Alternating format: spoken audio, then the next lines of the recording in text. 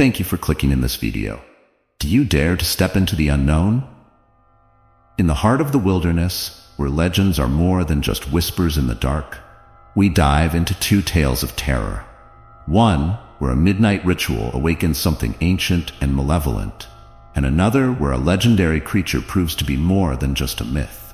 These stories will challenge your beliefs and keep you on the edge of your seat. Will they make it out alive, or will the legends claim them? Stay tuned to find out the chilling conclusion.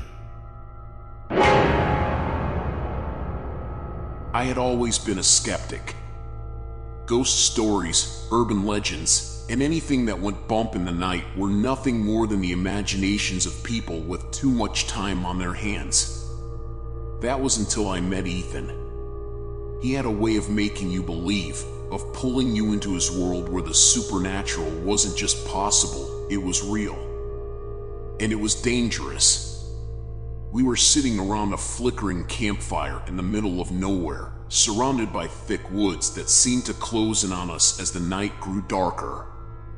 Ethan was telling us about the Midnight Game, a ritual he claimed could summon a malevolent entity known as the Midnight Man. According to him, the game was a test of bravery, a way to see if you could survive the night with this entity hunting you. Imagine, Ethan began, his voice low and filled with menace. You're in your own home, but every shadow feels like it's hiding something. Every creak of the floorboards sends a shiver down your spine. And then, at the stroke of midnight, he appears. The Midnight Man. If you've done the ritual correctly, he'll find you, and then the real game begins. I chuckled, shaking my head. Come on, Ethan. You don't actually believe in this crap, do you? Ethan smiled, his eyes gleaming in the firelight. Why don't we find out? The suggestion hung in the air like a fog, heavy and unavoidable. The others around the fire seemed intrigued, exchanging nervous glances. It was a stupid idea, of course, but Ethan had a way of making the impossible sound like an adventure you couldn't pass up. And maybe, just maybe, part of me wanted to prove him wrong, to show that the so-called Midnight Man was nothing more than a product of overactive imaginations. All right, I said, more to myself than anyone else. I'm in. Before I knew it, we were back at Ethan's house, gathering the supplies needed for the ritual. It was a simple list: a piece of paper, a pen, a candle, a box of matches, and a drop of our own blood. The idea was to write your name on the paper, let a drop of blood fall on it, and place it in front of the door. You then light the candle and knock on the door 22 times. The last knock had to be at exactly midnight. After that, you were supposed to walk around your house in complete darkness with the candle as your only source of light. If the candle goes out, Ethan explained, it means he's close. You have 10 seconds to relight it. If you don't, well, you'll find out. We all gathered in Ethan's living room, the atmosphere thick with nervous energy. I could feel my heart pounding in my chest, a mix of adrenaline and fear coursing through me. It was all just a game, I reminded myself. A stupid, childish game. We each wrote our names on separate pieces of paper, the ink smudging slightly as my hand trembled. When it came time to prick my finger and let a drop of blood fall onto the paper, I hesitated. It was just a drop of blood, but something about it felt wrong, like I was crossing a line I shouldn't. Still, I did it. The others followed suit, and soon we were standing in front of the door, papers laid out in a neat row. Ethan held the box of matches, looking at each of us with a serious expression. Last chance to back out, he said. No one moved. We were committed, whether out of pride or fear, I wasn't sure. Ethan struck a match and lit his candle, then passed the flame to the rest of us. The warm glow of the candles did little to chase away the growing sense of unease in the room. "Remember," Ethan whispered, "no lights other than the candles. And keep moving." He raised his hand and knocked on the door, each knock echoing loudly in the silent house. When he reached 22, the last knock landed at exactly midnight. The game had begun. For a few moments, nothing happened. We all stood there, candles in hand, waiting for something, anything to happen. I almost laughed at how ridiculous we must have looked, a bunch of grown adults standing in the dark, waiting for a boogeyman to appear. And then I felt it. A shift in the air, subtle but undeniable. The room grew colder, and the shadows seemed to stretch longer, reaching for us. My breath caught in my throat as I saw something move in the corner of my eye, a dark figure just beyond the reach of the candlelight. I turned, my heart pounding in my ears, but there was nothing there. Just an empty room. But the feeling didn't go away. If anything, it got stronger, like something was watching me, waiting for me to make a mistake. "Keep moving," Ethan's voice cut through the silence, barely more than a whisper. And so we did. We walked through the house in a slow, methodical pattern, trying to avoid the spots where the darkness seemed deepest. The candlelight flickered, threatening to go out at any moment, and each time it did, I felt a surge of panic rise in my chest. I didn't believe in the Midnight Man. I didn't. But something was there with us. Something cold, something hungry. And it was getting closer. The silence in the house was oppressive, pressing down on us like a heavy weight. Every step I took felt deliberate, measured, as if the very floorboards beneath my feet were holding their breath, waiting for something to happen. The candle in my hand flickered with each movement, casting long, wavering shadows on the walls. I found myself focusing on that small flame, its dance becoming a source of comfort, a fragile barrier between me and whatever was lurking in the dark. Ethan led the way, his candle barely illuminating the path ahead. The others followed closely, their faces tense and drawn, eyes darting to every corner as if expecting to see the Midnight Man materialize out of the shadows. We moved in a loose circle, each of us unwilling to stray too far from the group. The house, which had once felt warm and familiar, now seemed alien and hostile, as though it resented our presence. As we moved through the hallway, I heard a faint sound, like the rustling of fabric, or maybe the brushing of something soft against the wall. I stopped, straining to listen, but the sound was gone as quickly as it had come.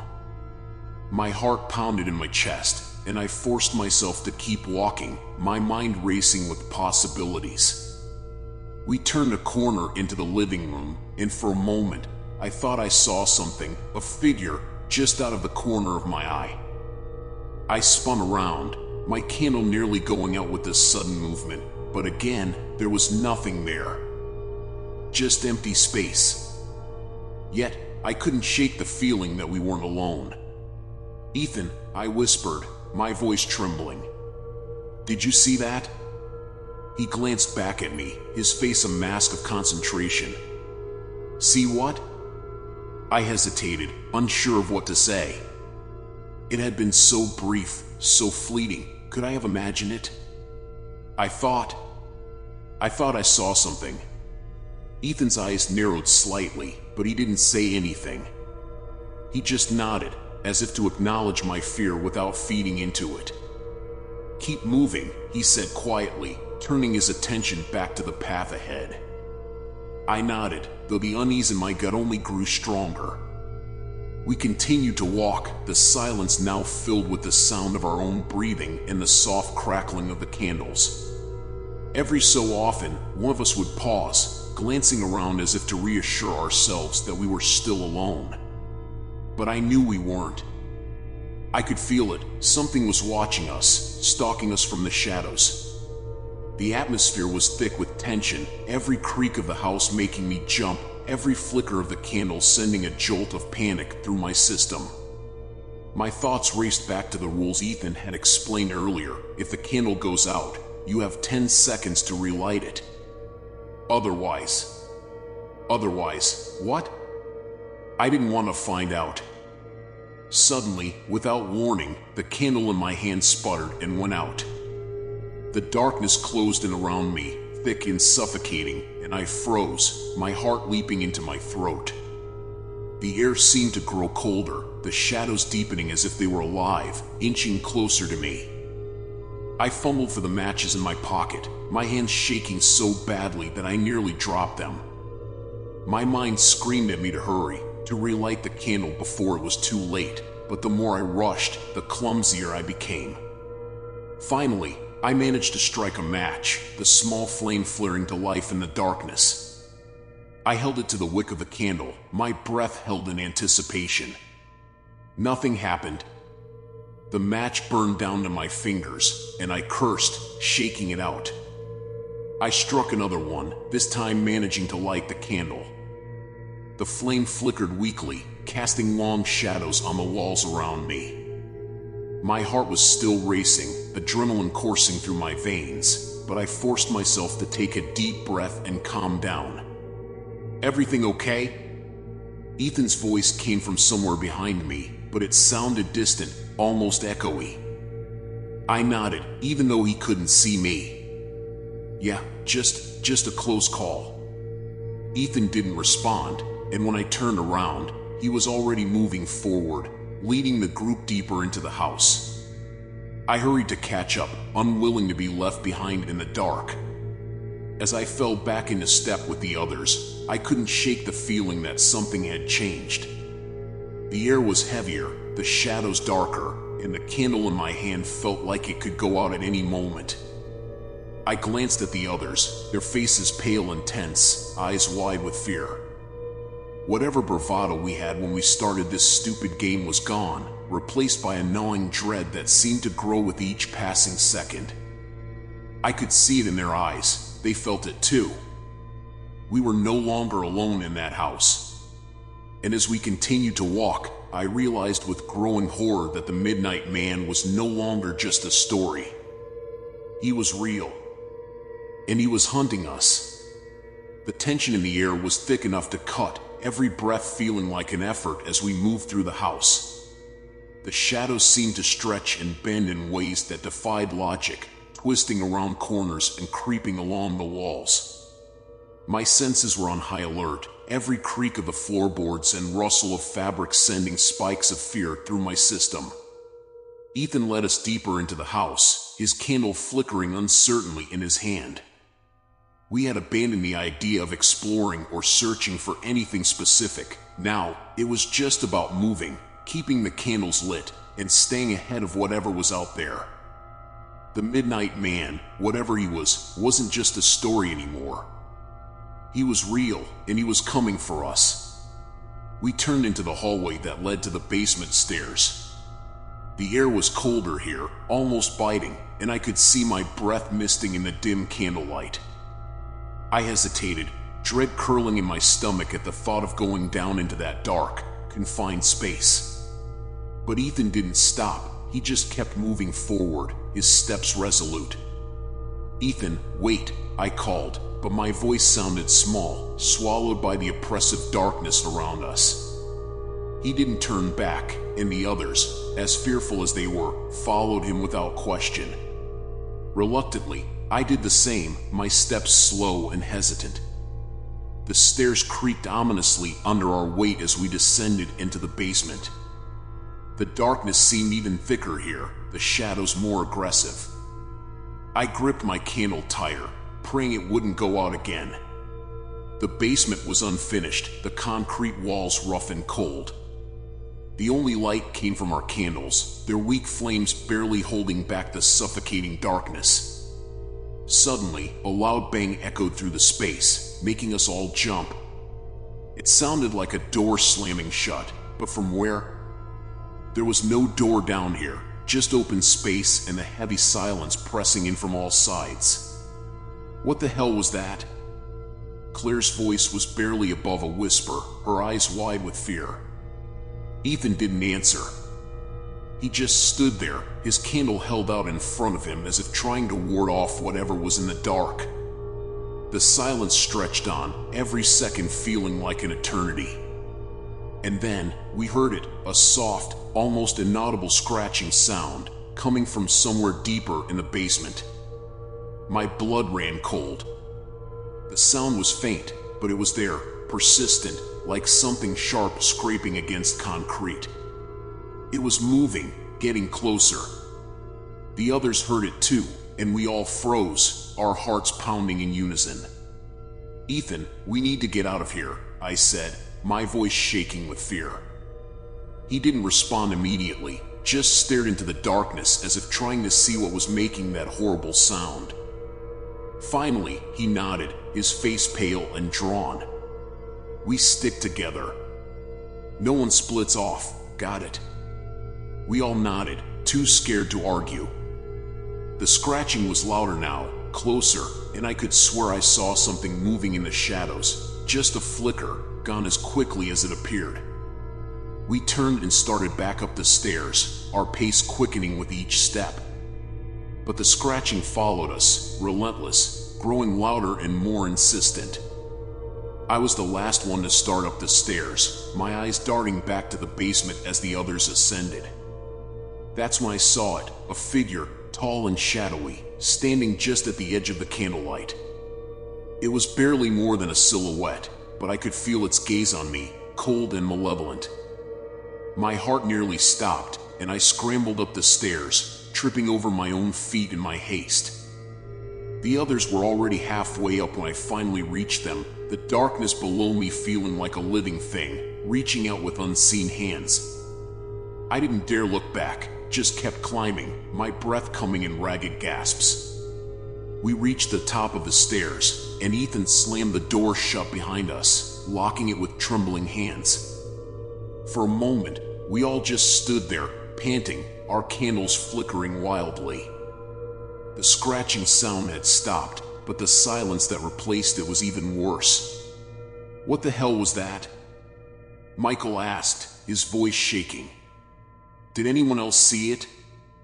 "I saw it," I whispered, my voice barely audible. There was something down there, watching us. Ethan didn't say anything, just shook his head as if trying to clear it. "We need to end this game," he said finally, his voice firm. "We're not going to last until 3:33 a.m. if we keep running around like this." "How?" Claire asked, her eyes wide with fear. "How do we end it?" Ethan took a deep breath, trying to steady himself. "We have to follow the rules. We can't break any of them. As long as our candles stay lit, we're safe. We just have to survive until the time runs out." It was a plan, but it felt flimsy, like a threadbare shield against the darkness that pressed in on us from all sides. But it was all we had. We nodded, and Ethan led us back to the living room, where we would wait out the remaining hours. But as we sat there, huddled together, our candles the only light in the oppressive darkness, I couldn't shake the feeling that the Midnight Man wasn't done with us yet. The house was too quiet, too still, as if it were holding its breath, waiting for the right moment to strike. And deep down, I knew that moment was coming soon. The ticking of the clock echoed in the silence, each second feeling like a countdown to our doom. We sat huddled in the living room, the four of us in a tight circle, our candles the only barrier between us and the encroaching darkness. The air was thick with tension, and every small sound, every creak of the house, every rustle of the wind, felt like the Midnight Man closing in. Ethan kept glancing at his watch, his face set in grim determination. It was almost 3 a.m.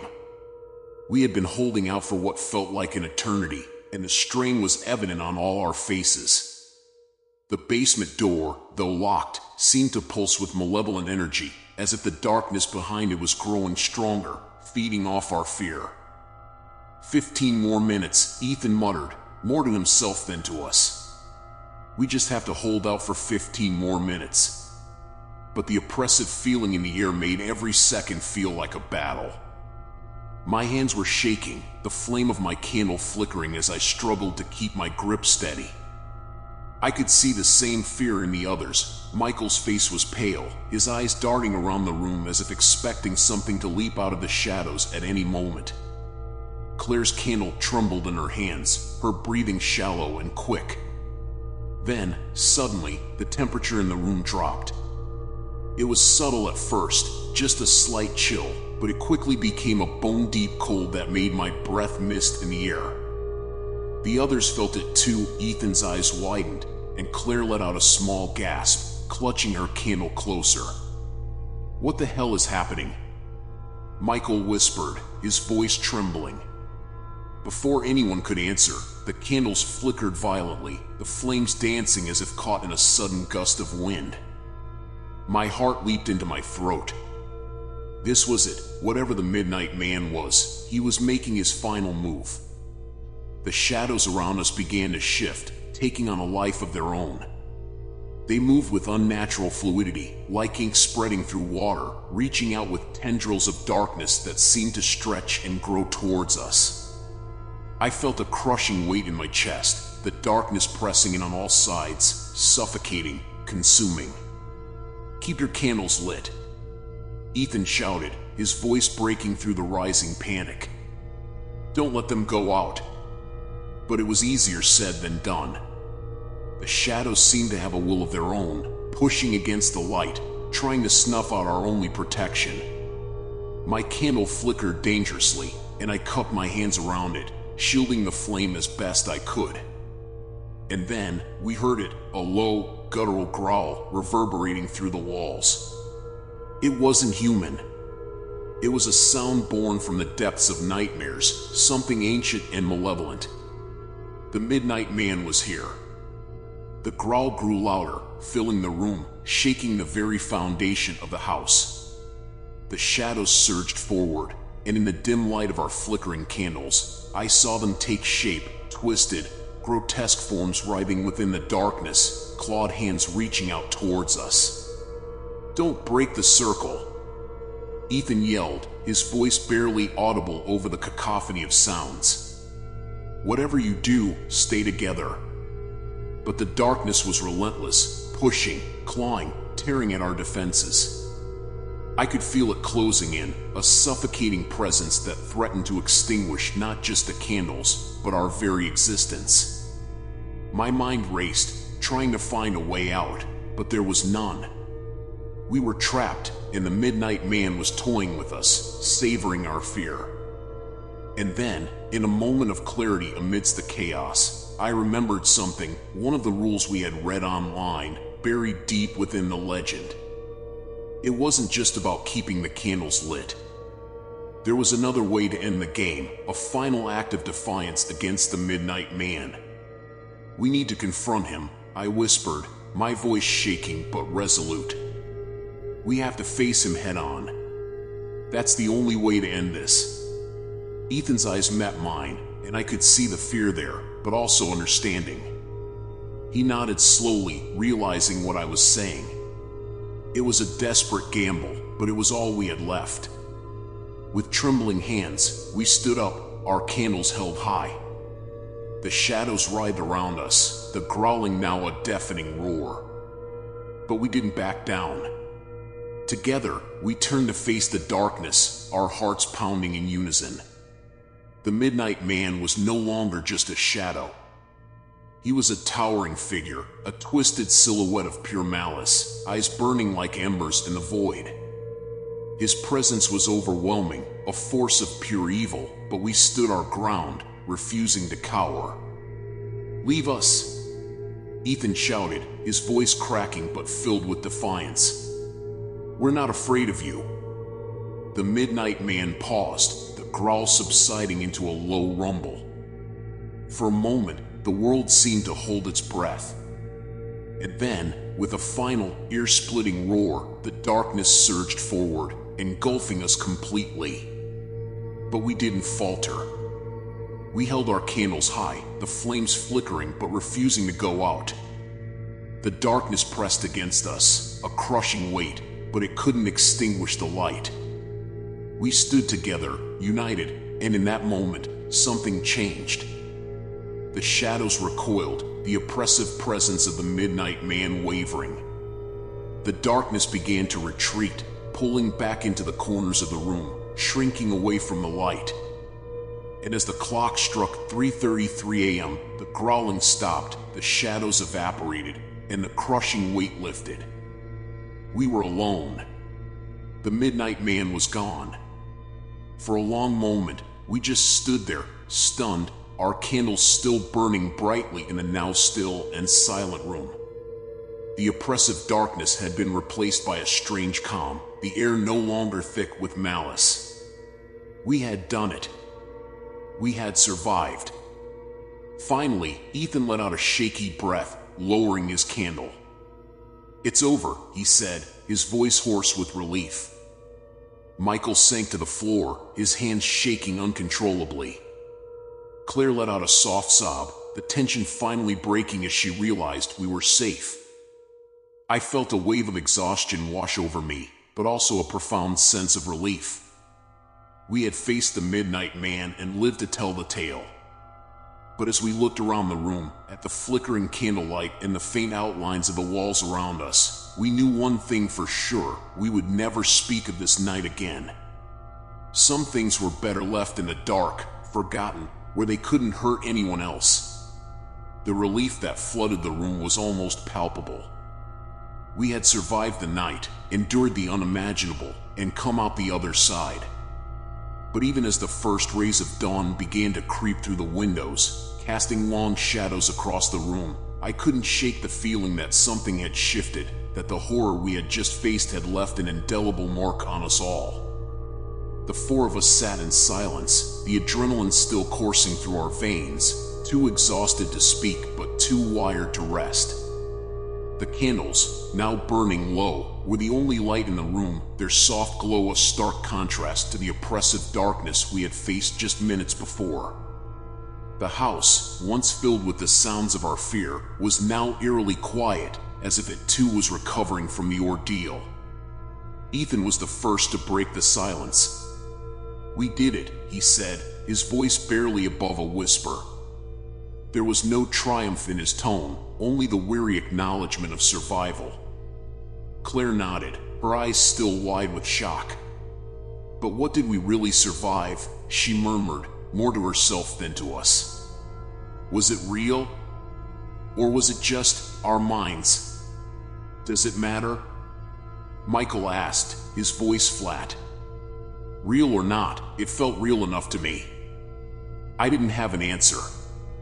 The terror we had faced, the Midnight Man, the suffocating darkness, it had all been too real. And yet, as the dawn light slowly filled the room, it felt like a distant nightmare, something that should fade away with the rising sun. But I knew it wouldn't. Not completely. "We need to leave," I said finally, my voice sounding foreign in the stillness. "Get out of this house. Get away from this place." The others didn't argue. We gathered our things in silence, the house now feeling more like a tomb than a home. The front door creaked open, and as we stepped outside, the cool morning air hit us like a splash of water, jolting us fully back into the present. The sun was just beginning to rise, casting the world in a soft, golden light. It felt surreal, as if the horrors of the night couldn't possibly have happened under such a peaceful sky. We walked to our cars without a word, the weight of the night still hanging over us. The neighborhood was quiet, the houses around us just beginning to stir with the first signs of life. It was a strange contrast to the chaos we had just escaped, and I found myself wondering how many of these people knew the darkness that lurked in their midst. As we reached our cars, Ethan paused, looking back at the house one last time. "We don't speak of this," he said firmly, his eyes meeting each of ours in turn. "No one needs to know. We walk away, and we forget." There was no disagreement. Whatever had happened that night, it was something that needed to stay buried in the past. We each got into our cars, the engines humming to life, and without another word, we drove away. The drive home was a blur.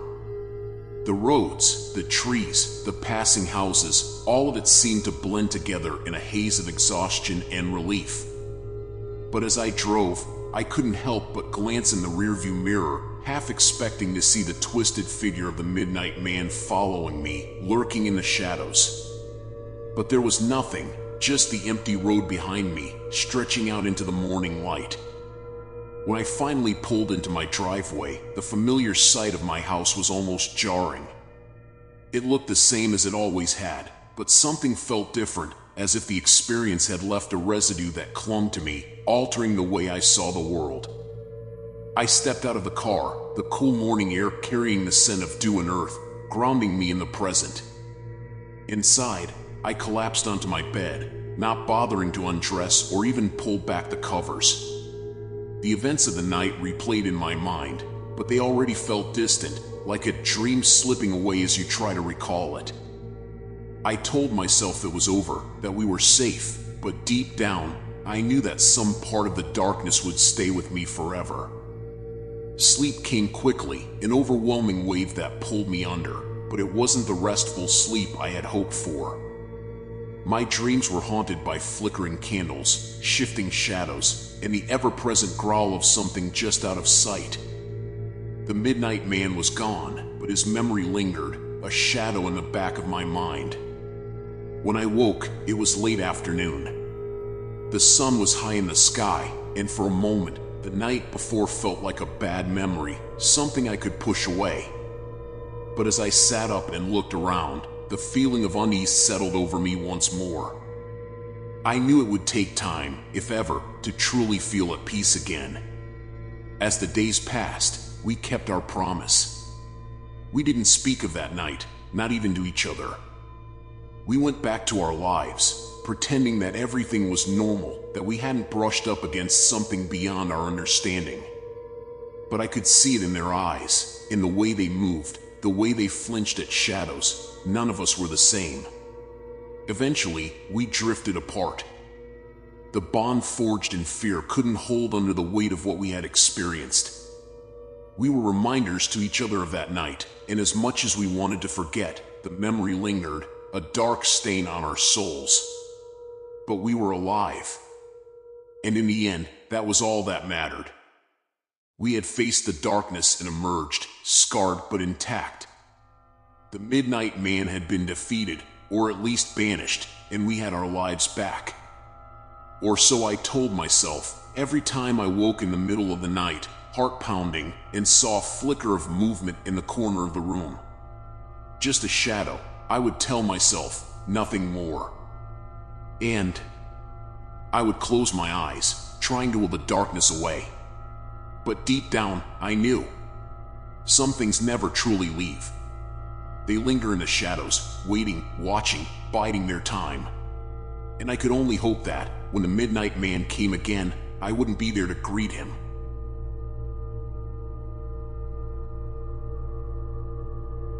What did you think of this story? Was it everything you expected, or did it take you by surprise? If you enjoyed the chilling journey, don't forget to hit that like button and subscribe for more spine-tingling tales.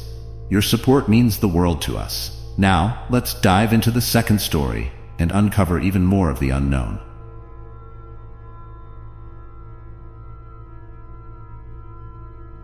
I had always been fascinated by legends, stories of the unexplained, of creatures that haunted the shadows of our world. But of all the myths, the tale of Bigfoot, or Sasquatch as some called it, intrigued me the most. The idea that a giant, hairy, humanoid creature could exist undetected in the dense forests of North America was both absurd and compelling. So, when the opportunity arose to join a group of documentarians on an expedition into the remote woods of the Pacific Northwest, I couldn't resist. We were a small crew, Max, the director, a sharp-minded man with a penchant for conspiracy theories, Sarah, the camera operator, whose calm demeanor belied a fierce determination, Jake, our sound guy, always cracking jokes to lighten the mood, and me, Nathan, the writer and narrator. My job was to craft the story, to weave together the footage and interviews into something that would capture the public's imagination. But I didn't know then that the story would write itself in ways I could never have predicted. We set out early one morning, our van loaded with gear, provisions, and more excitement than any of us cared to admit. The plan was to follow a trail of recent sightings, starting in a small town where the locals claimed to have seen the creature lurking in the woods. We would interview witnesses, set up cameras in the most likely locations, and hopefully capture something extraordinary. The drive was long, winding through dense forests and up rugged mountains. The further we went, the more isolated we became. Civilization gradually disappeared in the rearview mirror, replaced by an endless sea of trees. The roads turned from asphalt to gravel, and finally, to dirt tracks that barely deserved the name. But Max, ever the optimist, just grinned and muttered about how this was exactly the kind of place Bigfoot would call home. By the time we reached the town, the sun was already low in the sky, casting long shadows that made the surrounding woods seem even more foreboding. The town itself was little more than a collection of weathered buildings, clustered around a single main street. It had the look of a place where time had stopped decades ago, the kind of town where everyone knew everyone else's business and strangers were a rare curiosity. We checked into a small motel, the kind with peeling paint and flickering neon signs, and quickly unpacked our gear. There was an air of excitement among us, a sense of anticipation that we were on the verge of something big. As we sat down to plan the next day's shoot, Max spread out a map on the motel bed, tracing the locations of the most recent sightings. The latest one was just a few days ago, he said, pointing to a spot deep in the forest, several miles from the nearest road. A hunter claimed he saw something moving through the trees, something big. We'll start there. We spent the rest of the evening interviewing some of the locals, most of whom were more than willing to share their stories. Some were skeptical, dismissing the sightings as nothing more than overactive imaginations or hoaxes. But others spoke with a kind of quiet certainty, as if they had seen something that defied explanation but were too afraid to say it out loud. One old man, his face weathered by years of hard living, leaned in close when we asked him about Bigfoot. "You're not the first to come looking," he said, his voice a raspy whisper. "But none of the others ever found what they were looking for. Or if they did, they didn't live to tell about it." His words sent a chill down my spine, but I shook it off. We were here to find the truth, not to get caught up in superstitions. Still, I couldn't help but notice the way his eyes darted to the window, as if he expected to see something watching us from the darkness outside. That night, as I lay in the uncomfortable motel bed, I found sleep difficult to come by. My mind kept replaying the old man's words, the ominous tone in his voice, and the haunted look in his eyes. I told myself it was just nerves, the anticipation of the unknown, but deep down, I felt a growing unease. The next morning, we packed up our gear and headed into the wilderness. The forest swallowed us up quickly, the trees towering overhead, their branches intertwining to create a dense canopy that blocked out much of the sunlight. It felt like stepping into another world, one where the rules of civilization didn't apply. As we hiked deeper into the woods, the sounds of the outside world faded away, replaced by the rustle of leaves, the creaking of branches, and the occasional distant call of a bird. The air was thick with the scent of pine and damp earth, the ground uneven and covered in a thick layer of moss. Max led the way, consulting his map and GPS as we followed a barely visible trail that wound through the trees. Sarah and Jake were close behind, lugging the camera equipment and sound gear, while I brought up the rear, my notebook in hand, ready to jot down any observations. For hours, we trekked deeper into the wilderness, our excitement gradually giving way to fatigue. The forest seemed to close in around us, the trees growing thicker and more twisted the further we went. The trail became harder to follow, and more than once, we had to backtrack to avoid getting lost. But just as the first hints of doubt began to creep into my mind, Max called out, "There's something up ahead." We hurried to catch up with him, our breath coming in ragged gasps as we crested a small hill. Below us, in a clearing surrounded by ancient, gnarled trees, we saw it, a massive footprint pressed deep into the soft earth. It was far too large to belong to any human, and the sight of it sent a thrill of both fear and excitement through me. "We're close," Max whispered, his eyes gleaming with anticipation. "We're so close." And as I stared at that footprint, I couldn't shake the feeling that we were about to cross a line, to step into a world where the rules of reality no longer applied. The footprint had ignited a new sense of urgency among us. We were no longer just documentarians following a story, we were explorers on the brink of discovering something monumental. The possibility that Bigfoot could be real, that we might actually encounter the creature, filled us with both excitement and dread. But as the day wore on and the sun dipped lower in the sky, that dread began to overshadow everything else. We pressed on, our pace quickening as we followed a series of broken branches and disturbed earth that seemed to form a trail through the forest. Every so often, we would find another footprint, each one more distinct than the last, as if the creature was leading us deeper into its territory. The further we went, the more the forest seemed to change. The trees grew taller, their trunks wider, and the underbrush thicker. The air was heavier here, and the silence more oppressive. It was as if the forest itself was holding its breath, waiting for something. By the time we decided to set up camp, darkness was already settling in. We found a small clearing surrounded by towering pines, the only spot flat enough to pitch our tents. As we unpacked our gear, the reality of our situation began to sink in. We were miles from the nearest road, deep in a forest known for its dense, impenetrable undergrowth, and we were following a trail that could lead us straight into the path of a creature none of us were prepared to face. We built a fire, the flickering flames casting long shadows that danced across the trees. The light was a small comfort against the vast darkness that surrounded us, but it did little to ease the tension. Max was unusually quiet as he stared into the fire, lost in thought.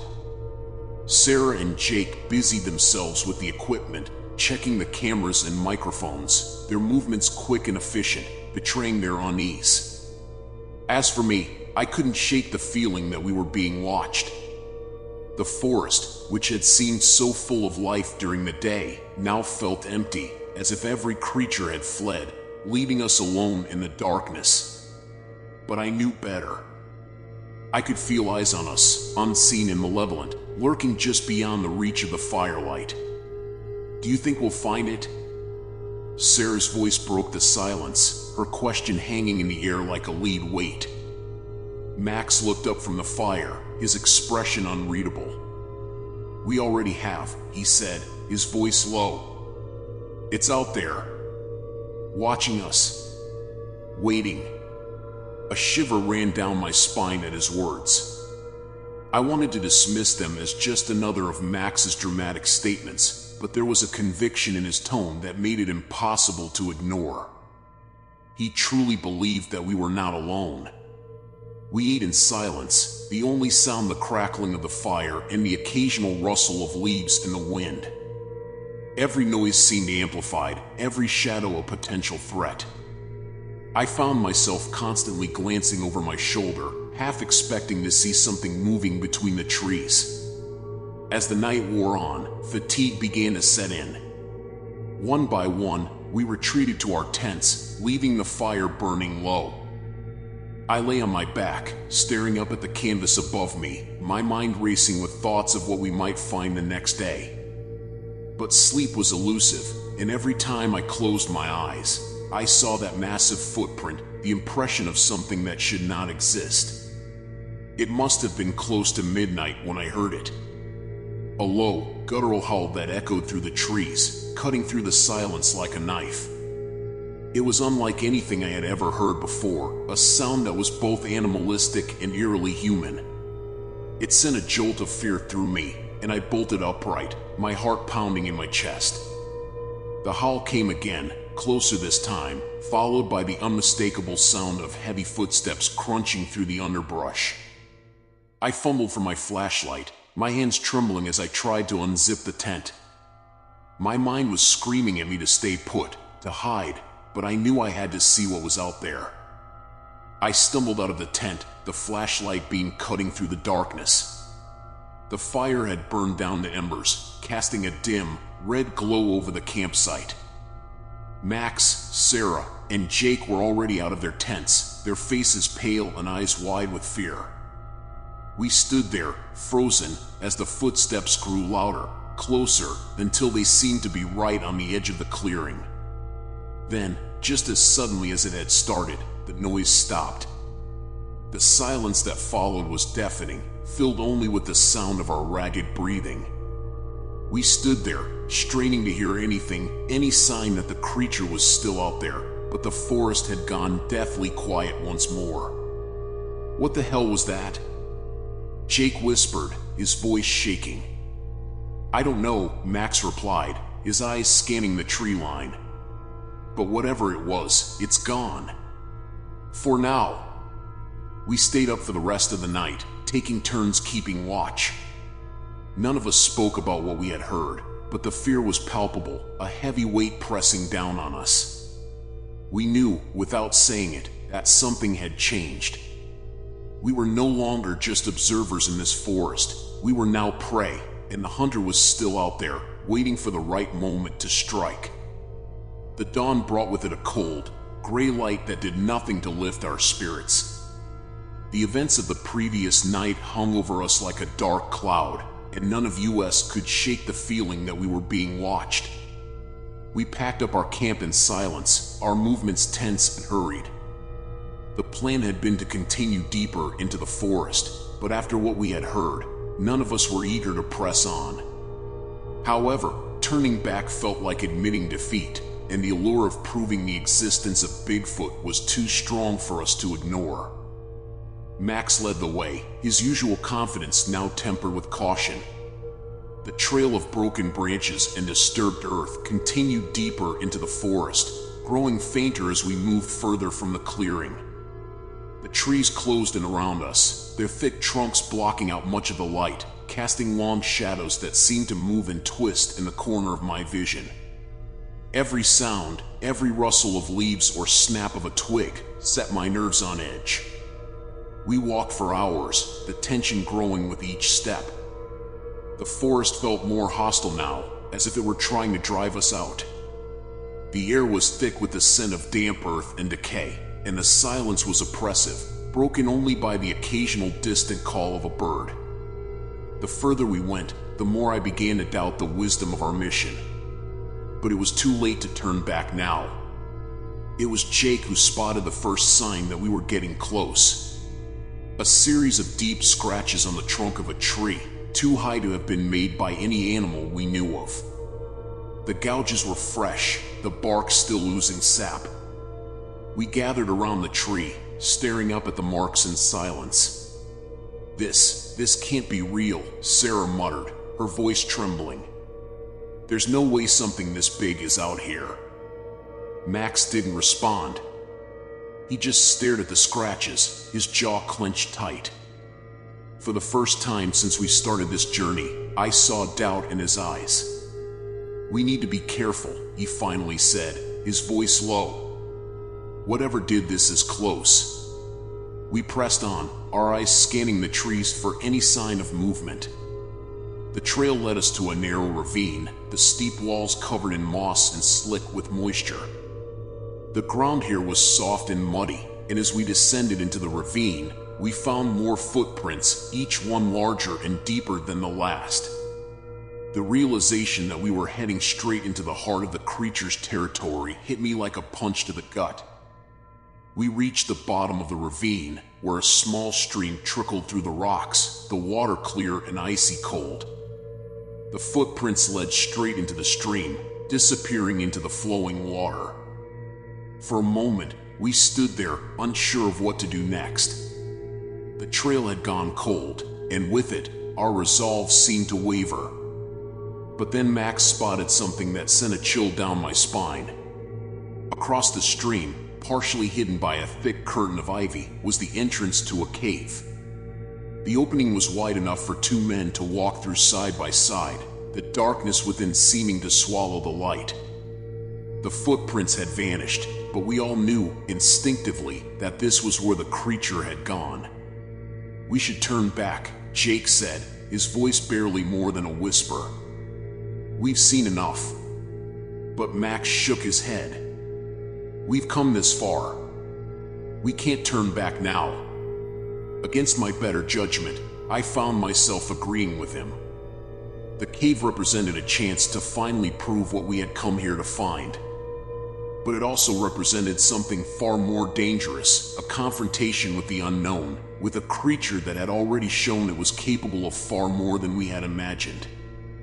We crossed the stream, the cold water soaking our boots, and approached the cave entrance. The air grew cooler as we neared, a faint draft blowing out from the darkness within. My heart was pounding in my chest, and I could feel the adrenaline coursing through my veins. This was it. The moment we had been preparing for, the moment we had been dreading.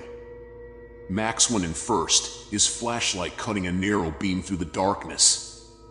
The cave walls were damp and covered in patches of lichen, the floor uneven and littered with loose stones. The further we went, the more the walls seemed to close in around us, the ceiling lowering until we had to crouch to move forward. The sound of our footsteps echoed off the stone, the only noise in the otherwise silent cave. The tunnel twisted and turned, leading us deeper into the earth. The air was thick with the scent of damp stone and something else, something foul that I couldn't quite place.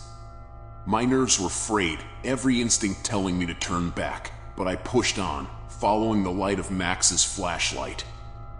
Finally, the tunnel opened up into a large chamber, the ceiling rising high above us. The walls were covered in strange, crude drawings, the lines scratched into the stone with some kind of sharp object. They depicted scenes of violence, of creatures hunting and killing men. At the center of the chamber was a large, flat stone, stained dark with what could only be old blood. This is wrong," Sarah whispered, her voice shaking. "We need to get out of here." Max nodded, his face pale. "We've seen enough. Let's go." But as we turned to leave, a low growl echoed through the chamber, reverberating off the walls. We froze, the sound sending a bolt of terror through me. It was close, too close. The growl came again, louder this time, and I could hear the sound of something large moving through the tunnel behind us. Panic surged through me, and I bolted for the entrance, the others close behind. The tunnel seemed to stretch on forever, the walls closing in as we ran. The growl grew louder, and I could hear the creature's heavy footsteps pounding behind us, getting closer and closer. We burst out of the cave, scrambling up the ravine as fast as we could. My legs burned with the effort, but I didn't dare slow down. The sound of the creature's pursuit was deafening, a constant reminder that we were only moments away from being caught. We reached the top of the ravine, and without stopping, we ran. The forest blurred around us, our only focus on getting as far away from the cave as possible. The growling faded behind us, but we didn't stop until we were back at our campsite, our chests heaving with exhaustion and fear. We collapsed to the ground, gasping for breath. The creature hadn't followed us out of the ravine, but we knew it was still out there, watching, waiting. We had ventured too far into its territory, and now there was no turning back. We huddled together in the fading light of day, the shadows of the forest growing long around us. The fear was palpable, hanging heavy in the air. None of us spoke as we packed up what little we had left. Our mission had changed. No longer were we here to find proof, to capture evidence, or to make a name for ourselves. Now, all that mattered was survival. Max was the first to break the silence. "We need to get out of here before nightfall," he said, his voice hoarse from the strain of the day's events. "We've got a few hours of daylight left. Let's use them wisely." No one argued. We were all too shaken, too aware of the danger that lurked in the shadows. The creature, whatever it was, had marked us. It had allowed us to escape once, but we knew it wouldn't let us go so easily again. The journey back was harrowing. Every rustle of leaves, every snap of a twig sent our hearts racing. We moved quickly, our footsteps nearly silent on the forest floor, eyes darting in every direction. The forest, once a place of wonder, had become a labyrinth of terror, every tree hiding potential death. The sun dipped lower in the sky, casting the forest in a golden hue. But the beauty of the scene was lost on us, replaced by a growing sense of dread. We knew we had to reach the road before nightfall. Once the darkness set in, the forest would become the creature's domain. As we neared the edge of the forest, hope began to creep in. The air seemed lighter, the trees thinning, revealing patches of open sky. But just as we started to believe we might make it out, the sound we had been dreading returned, a deep, guttural growl echoing through the trees. Panic gripped us once more, and we broke into a run. The road wasn't far, but with the creature closing in, it felt like miles. My legs burned, my lungs screamed for air, but I pushed on, fueled by the primal need to survive. I could see the road ahead, a thin ribbon of asphalt cutting through the trees. Relief surged through me, but it was quickly snuffed out as the growl came again, closer this time, accompanied by the heavy thud of footsteps. Jake, who had been running just ahead of me, suddenly stumbled and fell, crying out in pain as his ankle twisted beneath him. Without thinking, I skidded to a halt, grabbing his arm and pulling him to his feet. "Come on!" I shouted, adrenaline giving me the strength to drag him forward. Max and Sarah had already reached the road, frantically waving their arms to flag down a passing car. I could hear the creature behind us, its breathing heavy, its footsteps relentless. It was right on our heels. We broke through the last line of trees, the road just a few feet away. A car screeched to a halt in front of us, the driver staring in shock as we barreled towards him. Max yanked open the door, shouting for us to get in. Jake and I dove into the back seat, slamming the door shut just as the creature burst from the trees. For a split second, I saw it clearly, a massive, hulking figure covered in matted fur, its eyes burning with an unnatural intelligence. It let out a deafening roar, its claws raking the side of the car as we sped away. The tires squealed as the driver floored the gas pedal, the car fishtailing on the gravel before gaining traction. We raced down the road, the creature growing smaller in the rearview mirror until it was just a dark speck against the trees. We didn't stop until we reached the nearest town, several miles away. The car rolled to a halt in front of a small diner, and we stumbled out, collapsing onto the pavement. My hands were shaking, my heart still pounding in my chest. The driver, an older man with a shocked expression, leaned out of the window. What the hell happened back there? None of us could answer. How could we explain what we had just been through? The creature, the cave, the terror, it all seemed unreal, like a nightmare we couldn't wake up from. We spent the night in a small motel on the outskirts of town, too exhausted and traumatized to do anything but sleep. But even in sleep, the nightmare continued. I dreamed of the creature, of its glowing eyes and razor-sharp claws. I dreamed of the cave, of the blood-stained stone and the terrible drawings on the walls. When I awoke the next morning, drenched in sweat, I knew one thing for certain: we had survived. We had escaped the forest, escaped the creature. But we would never be free of it. It would haunt our dreams, our memories, for the rest of our lives. We decided not to speak of what had happened. No one would believe us, and even if they did, it wouldn't change anything. The creature was still out there, hidden deep in the forest, waiting for its next victim. We had been lucky, others might not be so fortunate. As we drove out of town, leaving the forest far behind, I couldn't help but look back one last time. The trees stood tall and silent, their secrets hidden in the shadows. And somewhere, deep within, the creature watched and waited. We had survived, but we would never be the same. If you want to watch another story, there is another video appearing on your screen now. Share your thoughts and experiences in the comments below. And don't forget to subscribe and hit the notification bell for more spine-chilling stories.